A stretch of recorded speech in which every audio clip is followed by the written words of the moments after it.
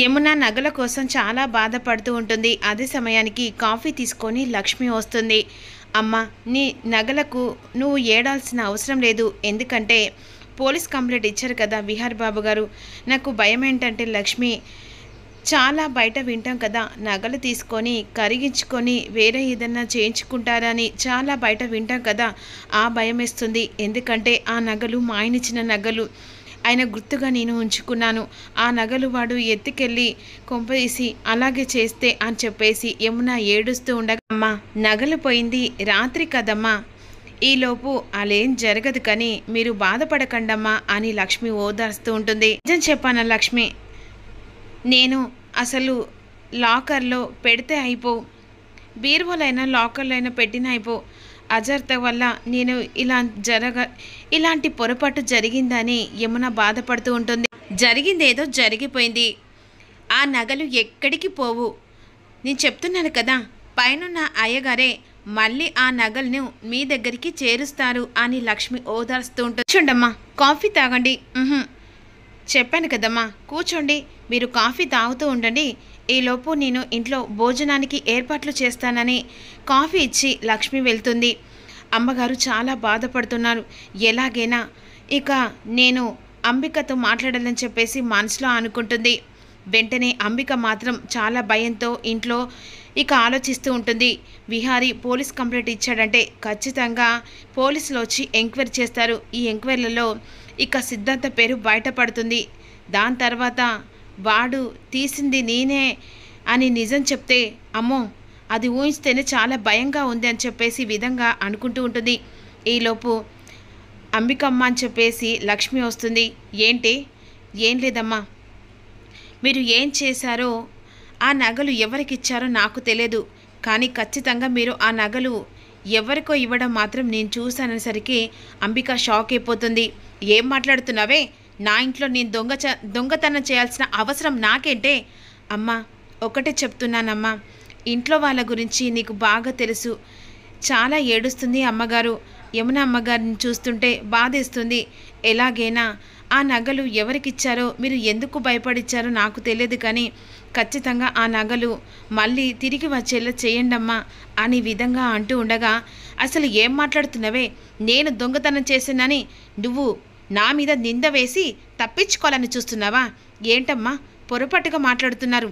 అసలు నాకు ఇదంతా అనుమానం చూస్తుంటే నువ్వే ఆ నగలు కొట్టేయచ్చేమో. అమ్మగారు, నేను ఇప్పుడు ఉపాసం అయినా పెట్టిన ఇంటికి కన్నం వేసే రకాన్ని కాదమ్మా అనే విధంగా లక్ష్మి అంటూ ఉంటుంది. మీరు అర్థం చేసుకుంటారని అనుకుంటున్నా, కానీ ఎదుటి వాళ్ళ గురించి ఆలోచించక మీరు నిందలు వేయడం కరెక్ట్ కాదని చెప్పేసి లక్ష్మి అక్కడి నుంచి వెళ్ళిపోతుంది. అప్పుడు వెంటనే ఆలోచిస్తూ ఎలాగైనా ఆ డబ్బులు అరేంజ్ చేసి వాని దగ్గరున్న ఆ నగలు ఎలాగైనా చైన్ తెప్పియాలి, లేకపోతే విహారీ ఖచ్చితంగా పోలీసులను పిలిపిస్తాడు. అంతేకాకుండా దీన్ని ఎలాగైనా టార్గెట్ చేసి పోలీసులకు పట్టించేలా నేను చేస్తాను. ఓసే లక్ష్మి, ఈరోజు నా ఎదురుగా నిలబడి నాకు సలహా ఇచ్చి నన్ను భయపడతావు కదనే, ఇంత కింద నీకు ఎలా బదులు తీరుస్తానో చూడవే అని మనసులో అనుకుని వెంటనే ఒక ఫ్రెండ్కు కాల్ చేస్తుంది. 2 లక్షలు కావాలని చెప్పేసి అంబిక ఫోన్ చేసి మాట్లాడుతూ ఉంటుంది. రేపు ఇస్తానని చెప్పేసి ఆ ఫ్రెండ్ అన్న తర్వాత, లేదు ఎలాగైనా 2 లక్షలు నాకు కావాలి అని చెప్పేసి వెంటనే అరేంజ్ చేసి ఆ డబ్బులు పట్టుకొని ఇక సిద్ధార్థకు ఫోన్ చేస్తుంది. ఏంటి, నేను ఫోన్ చేసిన టైంలో నువ్వు ఫోన్ చేసావేంటి? నీతో పని పడింది ఏంటి? మళ్ళీ ఏదన్నా? అవును, నీకు ఆ రోజు నేను బంగారం ఇచ్చాను చూసినావా? అవును, దాన్ని నువ్వు అమ్మలేదు కదా? అమ్మలేదు. వెంటనే ఆ బంగారం తీసుకొనిరా. మళ్ళీ ఏంటిది? ఇంట్లో వాళ్ళకు నిజమేమన్నా చెప్పన్నా? చెప్పేది విను. ఆ బంగారం నాది నాకిచ్చి నువ్వు 2 లక్షలు తీసుకొని వెళ్ళు. ఏంటి, 2 లక్షలు ఇస్తావా? అవును. ఎక్కడికి రావాలే?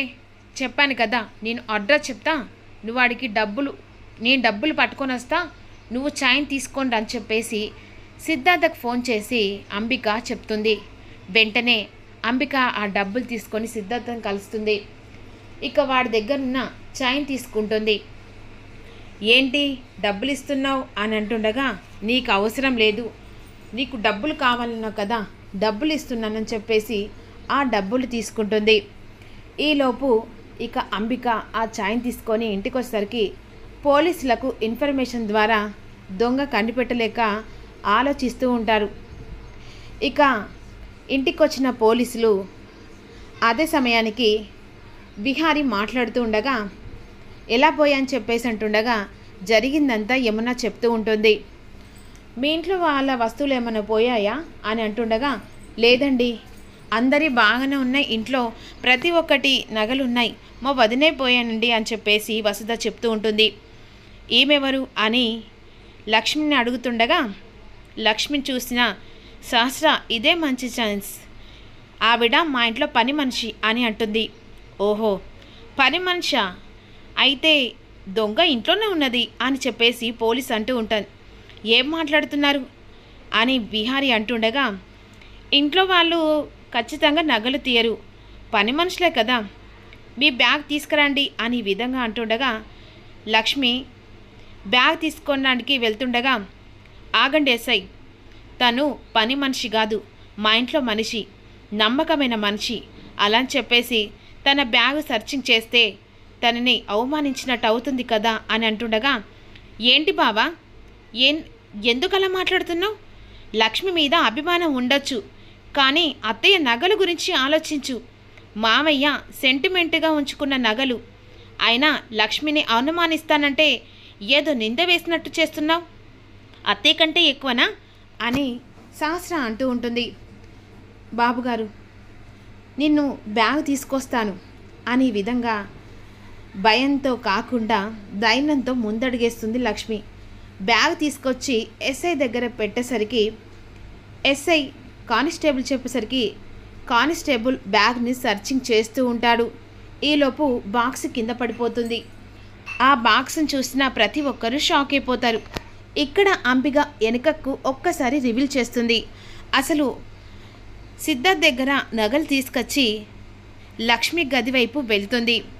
ఒసే లక్ష్మి, ఈరోజు నాకు ఎదురుగా మాట్లాడి నాకు నువ్వు ఛాలెంజ్ చేసినట్టు మాట్లాడావు, ఇప్పుడు నిన్ను పోలీసులకు ఎలా పట్టిస్తానో చూడని చెప్పేసి ఆ తీసుకొచ్చిన ఆ నగను ఏకంగా లక్ష్మి బ్యాగులో పెడుతుంది. అక్కడి నుంచి అంబిక వస్తుంది. వెంటనే ఫ్లాష్ బ్యాక్ గుర్తు చేసుకుంటుంది. వామ్మో, నగలు నువ్వు తీసావా? ఇప్పటిదాకా కళ్ళు బోళ్ళు మాటలు చెప్పి ఎన్ని మాట్లాడవే? అది కాదమ్మగారు, నేను నా బ్యాగులో లేదు, కళ్ళ కట్టినట్టు కనబడుతుంది కదనే, అది మా మామయ్య సెంటిమెంట్ అని మా అత్తయ్య నిన్న నుంచెలి తిండి తిప్పలు మానేసి ఎంత బాధపడుతుంది. అయినా నిన్నటిదాకా ఎగరేవు కదనా, ఇప్పుడు ఏమైంది? అంబిక అంటూ ఉంటుంది. పోలీసులకు కంప్లైంట్ ఇవ్వని చెప్పేసి అన్నావు కదా, పోలీసులకు కంప్లైంట్ ఇచ్చి నిజాన్ని బయట పెట్టారు అంటే ఈ నగ నువ్వే దొంగతనం చేశారు, ఎస్ఐ మీరు తనని అరెస్ట్ చేయండి అని ఈ విధంగా అంటుండగా, అసలు లక్ష్మి అలాంటి పొరపాటు ఎప్పుడు చేయదు, ఏదో పొరపాటునట్టున్నారు అని వసుధ అంటూ ఉంటుంది. కళ్ళకు కట్టినట్టు బ్యాగులో కనపడుతుంది కదా పిన్ని, మళ్ళీ లక్ష్మిని ఎందుకు వెనకసుకొస్తున్నారు అని విధంగా కోపంగా అంటూ ఉండగా లక్ష్మి అరెస్ట్ చేసి ఇక తీసుకెళ్తుండగా ఈలోపు ఆదికేశవులు గుడి దగ్గర నుంచి వస్తూ ఉంటారు. ఈ విధంగా అంటూ ఉంటుంది. అయినా ఎన్ని రోజులని సహస్రమ్మ వాళ్ళ ఇంట్లో ఉంటాం, ఎక్కడైనా ఉండొచ్చు కదా అని చెప్పేసి ఈ విధంగా అంటూ వాళ్ళ భార్య అంటుండగా, ఈ ప్రసాదం సహస్రమ్మకిచ్చి ఏదో ఒక రూమ్ చూసుకుందాంలే హోటల్లో, అంతేకాదు నా బిడ్డ నా అల్లుడు ఇక్కడ ఉన్న తెలిసిన తర్వాత వాళ్ళు ఉన్నంత వరకు ఇక్కడ ఉండి తర్వాత మన ఊరికి వెళ్దాం లేవే. అవును, సహస్రమ్మగా ఇల్లు ఎక్కడా అని అగో అటువైపే అని చూపిస్తుండగా ఈలోపు లక్ష్మిని అరెస్ట్ చేసి పోలీసులు తీసుకెళ్తుండగా లక్ష్మిని చూసిన ఆదికేశవులు లక్ష్మమ్మ అమ్మ అమ్మ అని చెప్పేసి కారు వెనకాల వెళ్తుండగా లక్ష్మి ఆదికేశవుల వాయిస్ విని ఇక డోర్ నుంచి వంగి వంగి చూస్తూ ఏడుస్తూ ఉంటుంది. ఆదికేశవులు లక్ష్మిని చూసిన ఆ పొజిషన్లో ఒక్కసారిగా అక్కడికక్కడ కుప్పగూలిపోతాడు. మరి ఆదికేశవులు లక్ష్మిని చూసి ఇక నిజం తెలుసుకుంటాడా?